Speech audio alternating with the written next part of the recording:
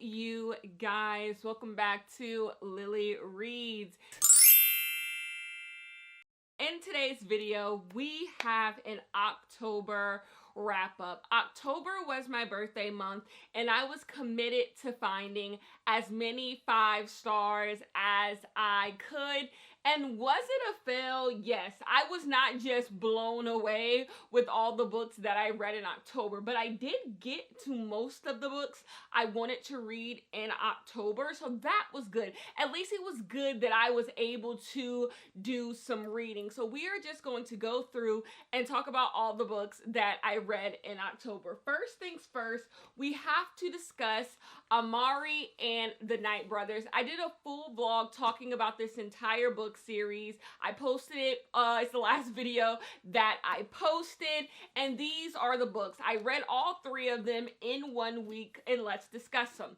The first book we have is Amari and the Knight Brothers. It is by B.B. Austin. This book follows a middle schooler. She goes to a prep school, but she gets kicked out because she was being racially bullied, and she ends up fighting one of the white girls, and they, try to say that she assaulted her. So she gets kicked out, and she kind of doesn't know what she's going to do with her life. Her mom is really disappointed because as a family, they have been going through a lot. Her brother is missing. And everyone has assumed that he has gotten caught up in some gang stuff and has probably died.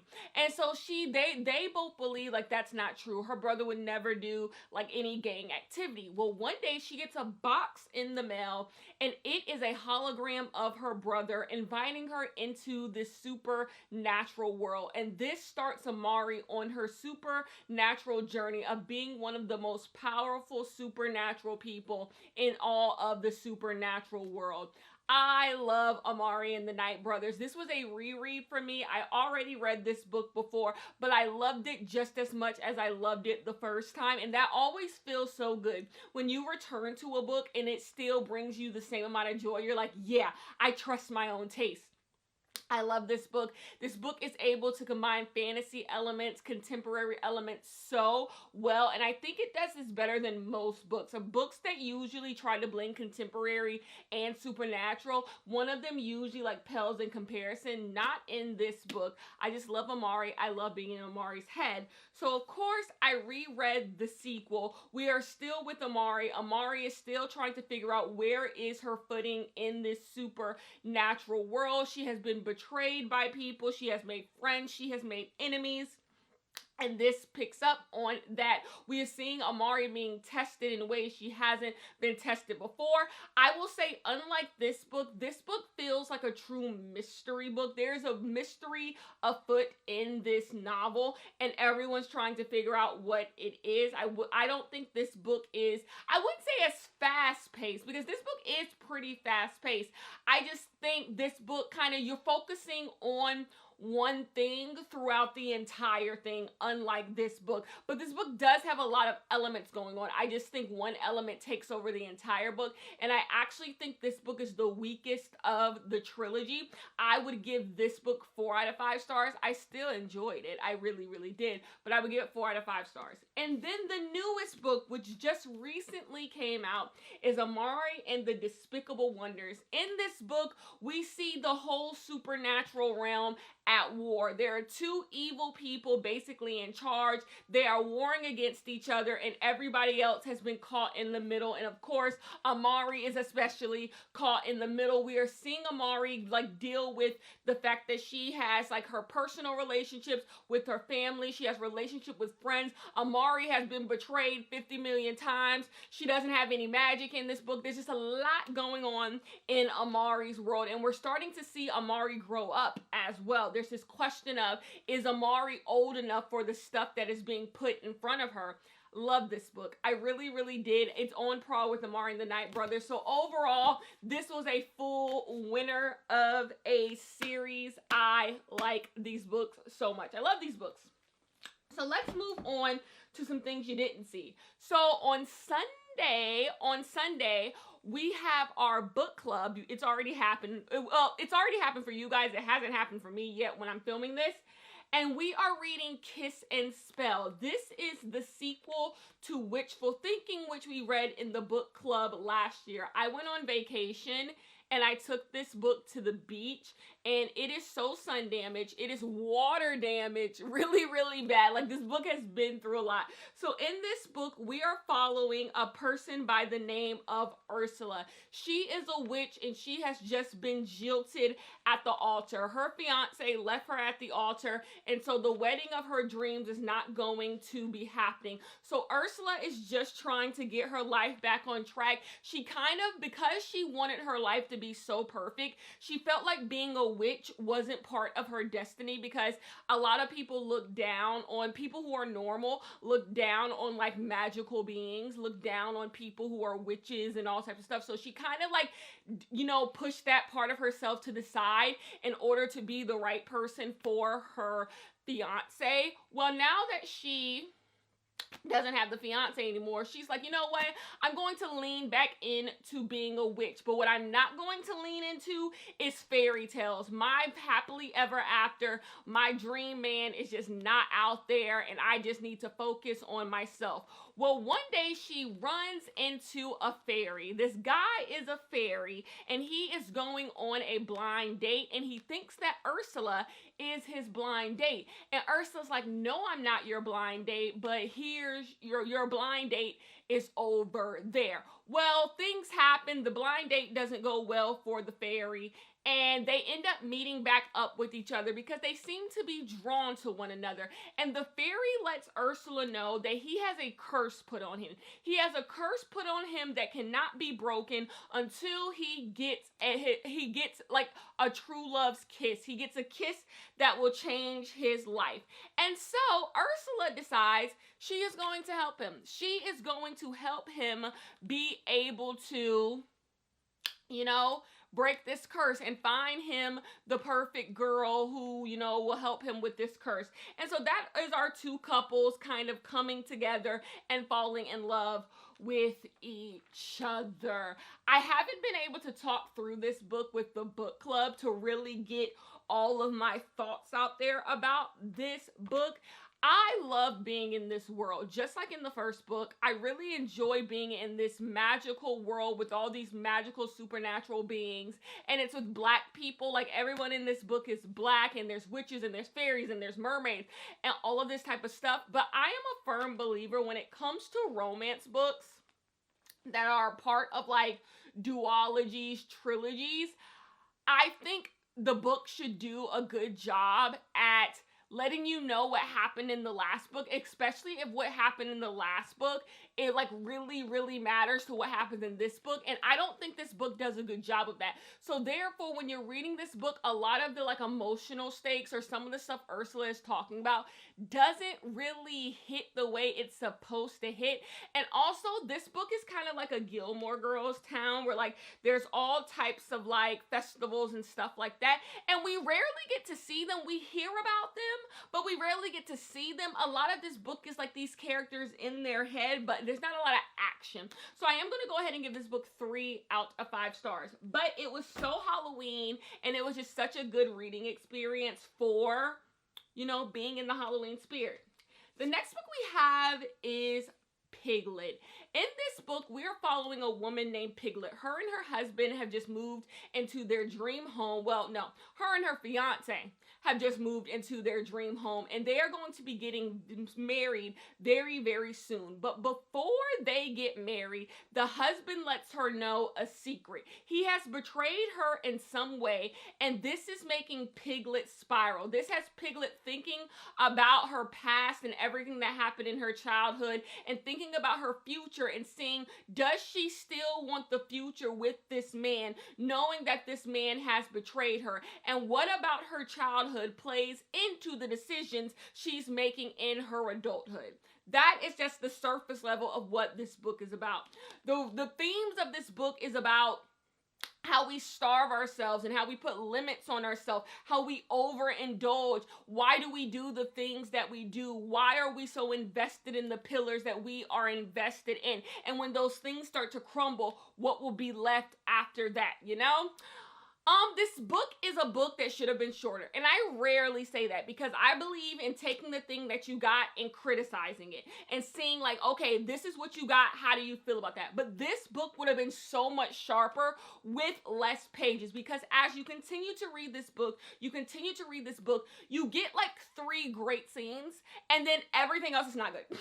Everything else is just not good. It's repetitive. You get the point of the book quickly. It stops being as interesting as it was in the beginning. You start to understand what the book is trying to do, and I think you become less invested in it. So for me, this book was a 3 out of 5 star, but that does not mean I think you should not read this book. This book is a really, really interesting experience, and I think a lot of people would enjoy that experience. It's a weird book, but weird in a good way. I think the ambiance and the vibes of this book are better than the actual book. So yeah, 3 out of 5 stars. The next book that we have is All Fours by Miranda July. In this book, we are following a married woman. She has been married for over 10 years. She has a child with this man, and things have become a little bit stale. They know that they still want to be together. They enjoy their home life. They are both relatively successful. She's very successful. They have money. And they have a child, and everything like on paper is pretty good. There's no real static. There's no real issues, but there's also no intensity. There's no driving force in their marriage. There's nothing that keeps them passionate about one another. And both of them know that. They just aren't willing to do anything about it. Well, one day they are at a party. And the husband like puts out his idea on parkers and drivers. There are 2 types of people in this world: drivers and parkers. Drivers are people who are go, go, go. They are people who always have to have some goal in their life that they are striving for, or they feel very, very uncomfortable. Drivers have all this ambition, all this stuff they want to do. They are never happy with just being happy. They need more. They need more success. They need more goals, all that stuff. Then you have parkers. Parkers are people who like to settle, who like to sink their teeth into something. They are okay with, at the end of the day, taking a nice long walk that they enjoy. They are okay with, at the end of the day, watching a TV show that they enjoy, and that is a day well spent. They are content in the life that they have made for themselves, as long as that life brings them joy. Right.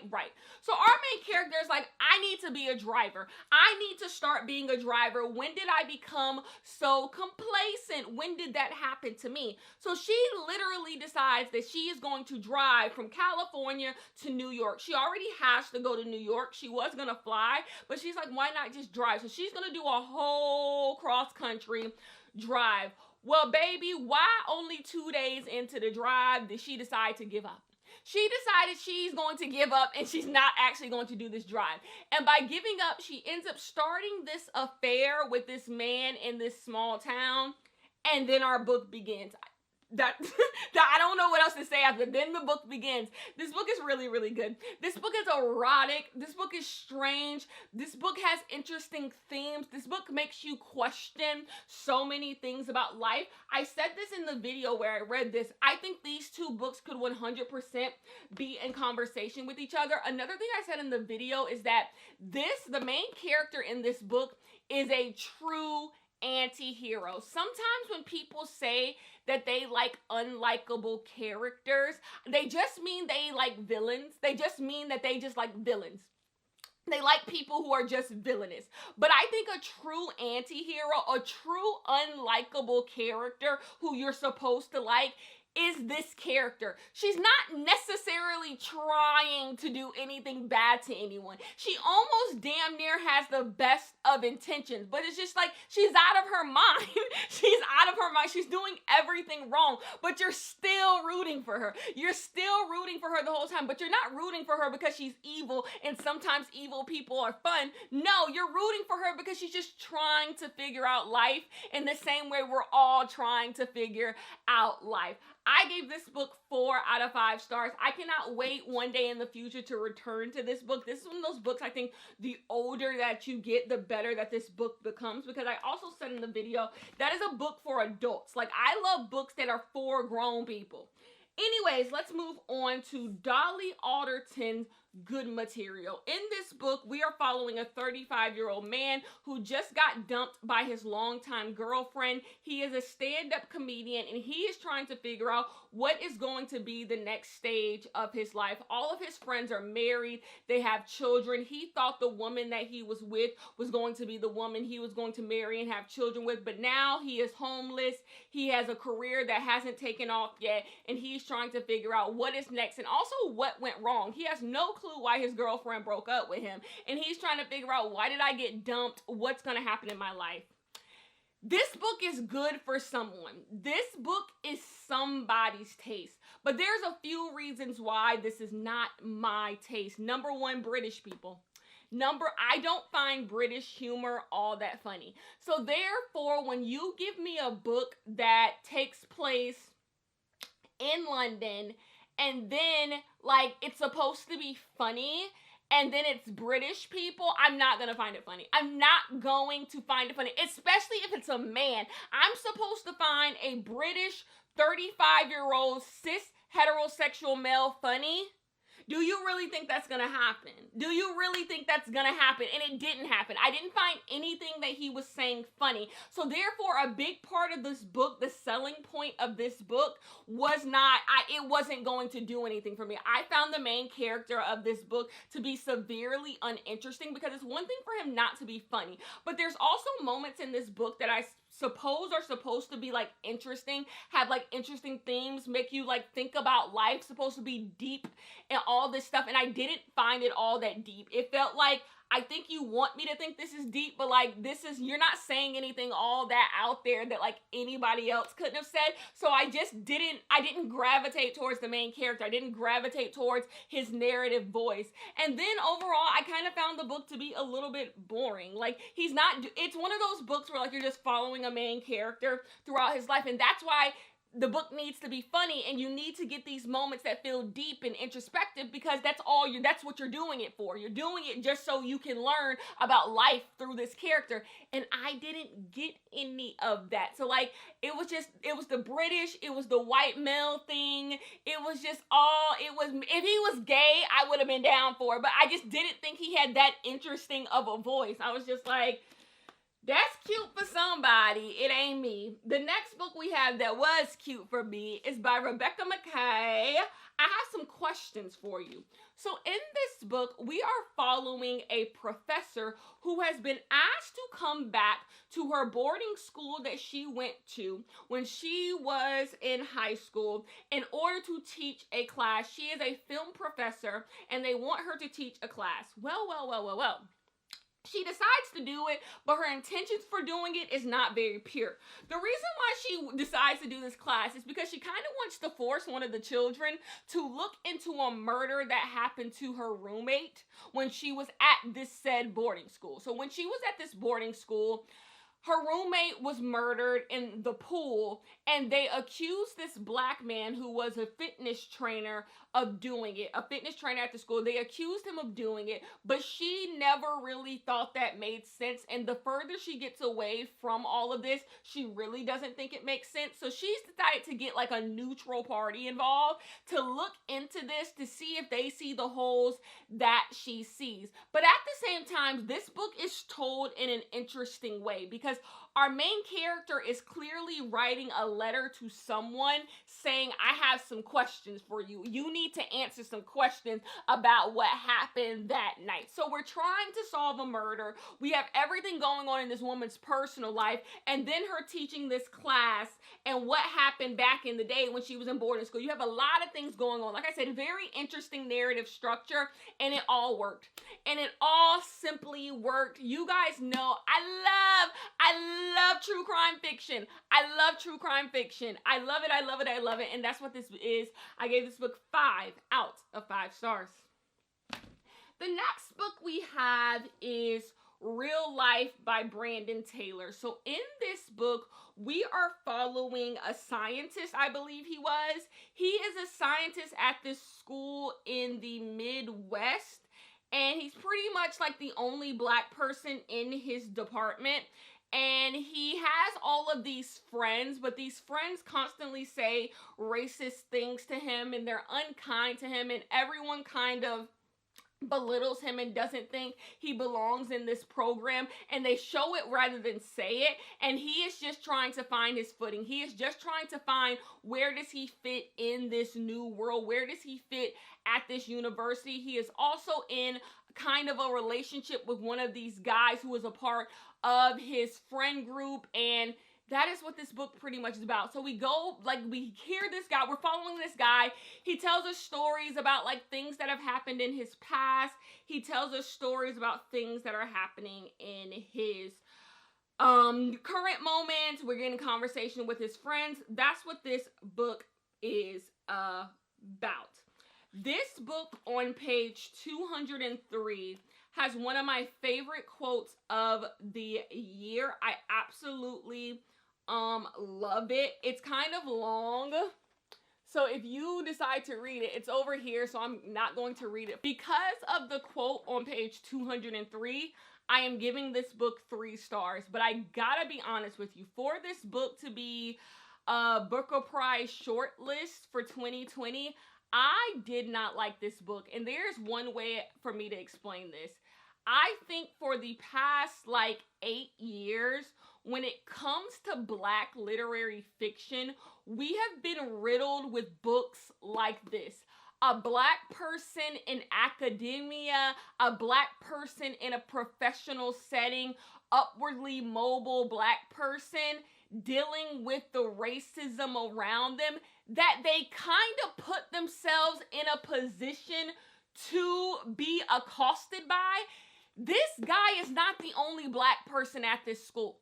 This guy is not the only Black person at this school. I am sure there is a Black student union. I am sure there are other Black people dealing with the same exact stuff as you. But the books, all of these books that fall in this genre, they never do anything to get in contact with the other people of color around them. They never try to find community in Black people. Instead, the entire book is spent with them trying to be friends with white people, trying to find the good white people, and eventually they will find a good white person, and then the book is about them living happily ever after with a good white person. And it's just like, it ain't something about this a little anti-Black, but it's not even Black people we get this from. We get this from any other minority community. Like, you see it in Asian, Hispanic, like, all of them are about this. And it's just like, you don't kind of see how you kind of hate your own people. Like, you kind of hate your own people and you deeply desire white company. You deeply desire the affection of white people, and you're not going to look for people who will accept you for being you, you know? And I can't get down with it. It is just simply not my thing. I think because we get so many books about it. This book is from 2020. It is 4 years old, and I think that was kind of the peak of us getting books. We're slow. If American Fiction, the movie we got last year, if it actually wanted to be accurate, this is actually the type of slop that we have been getting too much of when it comes to Black fiction. We have been getting too much upwardly mobile Black person trying so hard to be friends with white people being racist towards them, and them still coming back for a little bit more. It's just like, when does it become a little coonish? When does it become? I'm sick of that type of literature. You can give me the ghetto type of literature. I'm sick of this shit. I'm sick of this. I'm trying to fit in with white people, why white people don't like me type of fiction. I knock it off. So no, I did not like this book at all. But I did like some of the quotes. Some of the writing in here is actually profound. I have an issue with the themes of this book. I have an issue with the plot of this book. But I do not have an issue with the writing of the book. The writing in this book is spectacular. Honestly, I would read more from this author, just not like that. It's just not my thing. It's for someone. It's just simply not for me. Anyways, the next thing we have is The Secret Bridesmaid. So in this book, we are following a woman who is a secret bridesmaid. So basically, she is a woman you can hire if you need a bridesmaid, but only because she basically plans your wedding. So I guess there's a lot of shame around women planning weddings. or hiring people to help them plan their wedding. So she is someone you can hire who looks like a bridesmaid, but she's actually planning your wedding. And so in this book, she ends up planning a wedding for a woman who is very high society. And this woman is trying to get her fired. This woman is trying hard to get her fired because she doesn't want her to be a bridesmaid. She doesn't want anything to do with this. And so our main character is basically trying to convince this powerful woman to still let her be the secret bridesmaid because she knows her doing this will lead for her having more business. I am going to give this book 3 stars. And this probably, if I was being objective, is a 4-star book. The problem with this book is I am leaving this era of fiction behind. The same way I'm leaving romance behind, I'm also leaving this type of fiction behind. I'm going to be honest with you. I think I'm kind of entering a dark era in my reading. I want to read dark, moody type of fiction. That's why I think I liked all 4s. I have some questions for you. I want to read just like very nasty type of books, like books that really kind of go there, books that are absurd.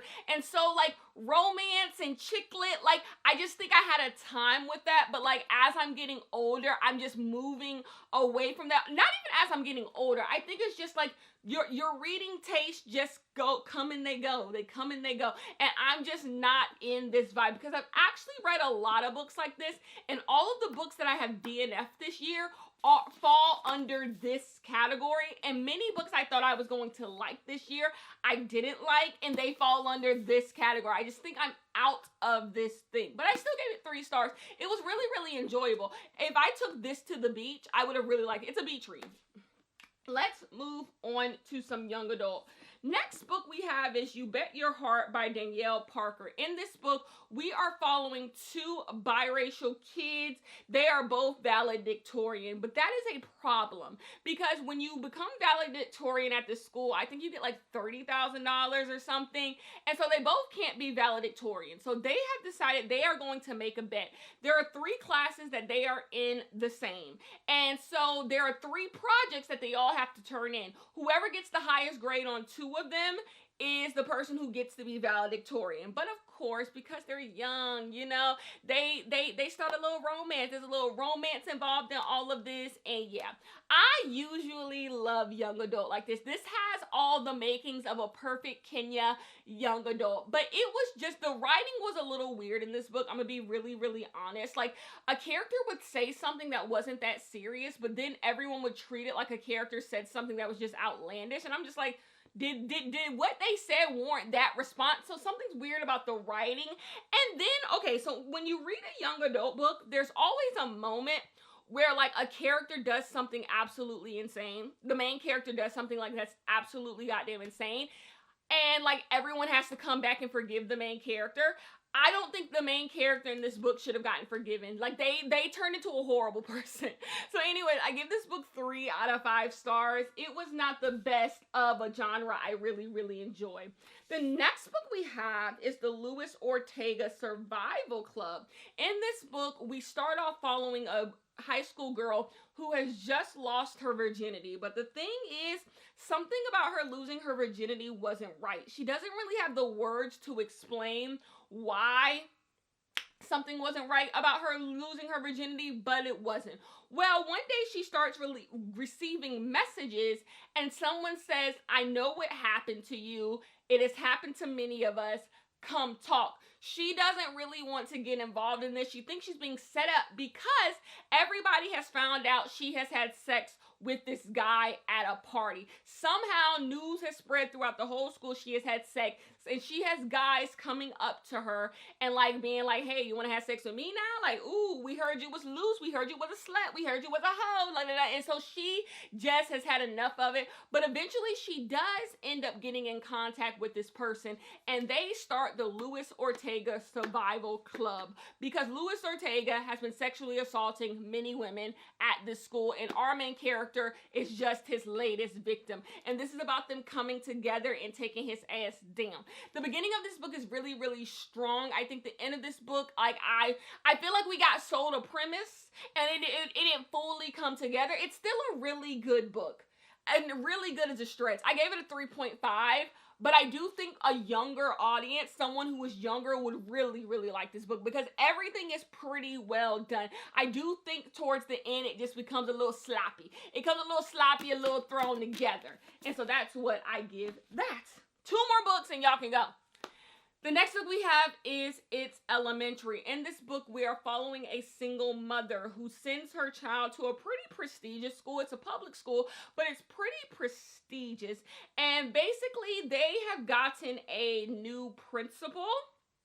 And one day when our main character gets roped in to joining the PTA, she sees that the principal could have turned this school into like, you know, a really high achieving school. He could have gotten this school like to be like considered really, really pretentious, but he decided not to.